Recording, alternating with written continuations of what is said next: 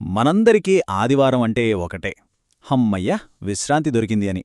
కాని ఆదివారం కేవలం రెస్ట్ తీసుకోవడానికేనా? లేకపోతే మనలో శక్తిని నింపేందుకు ఒక రహస్యమైన రోజుందా? సరే, ఈరోజు మనం ఆదివారం వెనుక దాగి ఉన్న ఒక ప్రాచీన చాలా శక్తివంతమైన పద్ధతి గురించి తెలుసుకోబోతున్నాం. చాలామంది వీకెండ్ని ఎలా చూస్తాం? 6 రోజుల కష్టానికి కాస్త బ్రేక్, అలసట తీర్చుకునే సమయంలా చూస్తాం. కాని ఒకవేళ మన శక్తిని, మన శ్రేయస్సును పెంచుకోవడానికి ఒక అద్భుతమైన అవకాశం ఆదివారంలోనే దాగి ఉందంటే? సరే, అసలు విషయంలోకొస్తే ఆదివారం కేవలం విశ్రాంతిని దాటి మనకి ఇంకేమివ్వగలదో ఆ ప్రాచీన రహస్యమేంటో ఇప్పుడు లోతుగా పరిశీలిద్దాం. ప్రాచీన శాస్త్రాలు ఏం చెప్తున్నాయంటే, ఆదివారం అనేది కేవలం పడుకుని అలసట తీర్చుకునే రోజు అస్సలు కాదట. మరి ఏంటి? ఇది మన ప్రాణశక్తిని, అంటే మనలో ఉండే ఆ జీవశక్తిని రాబోయే వారానికి ఫుల్లుగా రీఛార్జ్ చేసుకునే రోజు అన్నమాట. ఒక రకంగా చెప్పాలంటే మన ఇన్నర్ బ్యాటరీని ఛార్జ్ చేసుకునే రోజు. అయితే ఈ ప్రాణశక్తికి మూలమేంటి? ఎక్కడ్నించొస్తుంది? ఆ సమాధానం జ్యోతిష్యం నుండి ఆరోగ్యం వరకు అన్నిట్లో కీలక పాత్ర పోషించే సూర్యుడి దగ్గరే ఉంది. అవును, మనం మాట్లాడుకోబోయేది సూర్య భగవానుడు గురించే. వేద జ్యోతిష్యం ప్రకారం చూస్తే సూర్యుడు కేవలం ఆకాశంలో మిరిసే ఒక నక్షత్రం మాత్రమే కాదు, ఆయనే ఆత్మకారకుడు. అంటే ఏంటి? మన ఆత్మకు శక్తినిచ్చేవాడు, మన జీవశక్తికి మూలం. ఇంకా చెప్పాలంటే మన అస్తిత్వానికే ఆధారం సూర్యుడు. ఇక్కడ ఈ తేడా చూస్తే చాలా ఆసక్తికరంగా ఉంటుంది. ఒక వ్యక్తి జాతకంలో సూర్యుడు బలహీనంగా ఉంటే చూడండి, నిరంతర నీరసం, వృత్తిలో గుర్తింపు లేకపోవడం వంటి ఉంటాయి. అదే సూర్యుడు బలంగా ఉంటే పూర్తి ఆపోజిట్, అద్భుతమైన జీవశక్తి, సహజంగానే నాయకత్వ లక్షణాలొస్తాయి. అంటే మన ఎనర్జీ లెవెల్స్ దగ్గర్నుంచి కెరీర్ సక్సెస్ వరకు ప్రతిదాన్ని ఇది ఎలా ప్రభావితం చేస్తుందో చూడండి. మరి ఇంతటి శక్తివంతమైన సౌరశక్తిని మనం మన జీవితంలోకి ఎలా ఆహ్వానించాలి, ఎలా పొందగలం? దానికి సమాధానం రోజూ ఉదయాన్నే పాటించగల ఒక చాలా సింపుల్ కాని ఎంతో శక్తివంతమైన ఆచారంలో దాగి ఉంది. ఈ ఆచారంలో అన్నిటికంటే ముఖ్యమైన వస్తువు ఒక రాగిపాత్ర. రాగి ఎందుకు? ఎందుకంటే ఇది సూర్యుడికి అత్యంత ప్రీతిపాత్రమైన లోహం.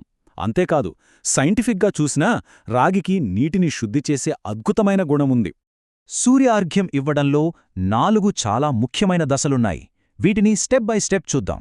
చూడండి, సరైన సమయం, సరైన వస్తువులు, సరైన పద్ధతి, ఇంకా సరైన మంత్రం.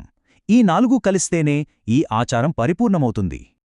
ఇంకొక ఇంట్రెస్టింగ్ విషయమేంటంటే, ఈ ఆచారానికి ఆయుర్వేదంతో కూడా ఒక కనెక్షన్ ఉంది.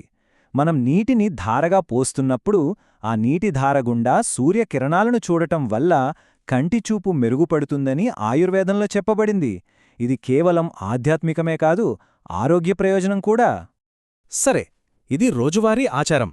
కాని జీవితంలో పెద్ద పెద్ద సవాళ్లు ఎదుర్కొంటున్న వాళ్ల సంగతేంటి? అలాంటి వాళ్లకోసం ఇంకా శక్తివంతమైన ఒక సాధనముంది. దీన్ని ఒక అంతిమ ఆధ్యాత్మిక అస్త్రం అని కూడా అనొచ్చు. ఈ అస్త్రం యొక్క మూలం ఎక్కడుందో తెలుసా? సాక్షాత్తు రామాయణంలో. రావణుడితో యుద్ధం చేస్తున్నప్పుడు ఒకానొక దశలో శ్రీరామచంద్రుడు కూడా బాగా అలసిపోయి నిస్సత్వకు లోనయ్యారు. అంతటి క్లిష్టమైన సమయంలో ఇది ఆయనకు ఉపదేశించబడింది. సరిగ్గా ఆ టైంలోనే అగస్త్య మహాముని శ్రీరాముడి దగ్గరికి వచ్చి ఆయనకు అంతులేని ధైర్యాన్ని, అపారమైన శక్తిని ఇచ్చే ఒక మహామంత్రాన్ని ఉపదేశించారు. అదే ఆదిత్య హృదయం. అందుకే ఆదివారం ఉదయాన్నే ఈ ఆదిత్య హృదయాన్ని చదవడం లేదా కనీసం వినడమనేది చాలా శక్తివంతమైన పరిహారంగా చెప్తారు. ఈ రోజుల్లో మనం ఎదుర్కొనే ఎన్నో సమస్యలు, అంటే జాబ్ టెన్షన్స్, వ్యక్తిగత పోరాటాలు, ఇలాంటి వాటన్నిటినీ అధిగమించే శక్తిని ఇది ఇస్తుంది. ఇంతటితో సూర్యుడి ప్రాముఖ్యత అయిపోలేదు. సూర్యభగవానుడికి మరో ప్రధాన దైవంతో, సాక్షాత్తూ పరమశివుడితో చాలా లోతైన ఆధ్యాత్మిక బంధం కూడా ఉంది. వైదిక సంప్రదాయం ఏం చెప్తుందంటే, సూర్యుడు సాక్షాత్తూ పరమేశ్వరుని కుడికన్ను అట. ఒకసారి ఆలోచించండి, ఈ ఒక్క విషయం చాలు సూర్యారాధనకు, శివారాధనకు మధ్య ఎంత విడదీయరాని బంధముందో అర్థం చేసుకోవడానికి. అందుకే ఆదివారం నాడు శివాలయానికి వెళ్లడం, ముఖ్యంగా ఎర్రటి పువ్వులతో శివుడిని పూజించడం వల్ల ఆ రోజు మనం పొందే ఆధ్యాత్మిక ప్రయోజనాలు రెట్టింపు అవుతాయని నమ్ముతారు. సరే, ఇన్ని ఆచారాలు పాటించి ఇంత శక్తిని సంపాదించాం. కాని రోజంతా ఆ శక్తిని నిలుపుకోవడం కూడా ముఖ్యమే కదా. మరి దానికేం చేయాలి? మనం సంపాదించుకున్న ఈ ప్రాణశక్తిని కాపాడుకోడానికి 2 చాలా సింపుల్ రూల్సున్నాయి. మొదటిది, ఆ రోజు ఆహారంలో ఉప్పు తగ్గించడం లేదా పూర్తిగా మానేయడం. రెండవది, పగటిపూట అస్సలు నిద్రపోకూడదు.